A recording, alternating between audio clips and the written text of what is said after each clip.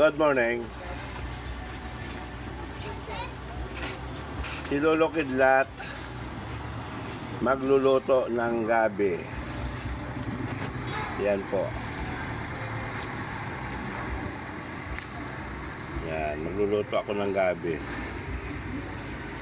Ang sahog nito malamang kundi dilis, labahita.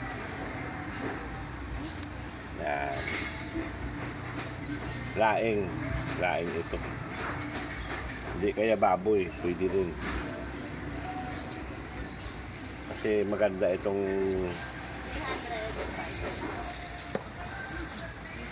yan, mga dahon. Tama lang, konti lang kasi may ano ako lalaga din ako ng langka Lalaga din ako ng langka. Yan. Gabi. Yan lang. Maglalaga din ako ng langka. Sahugan ko ng pata. Okay.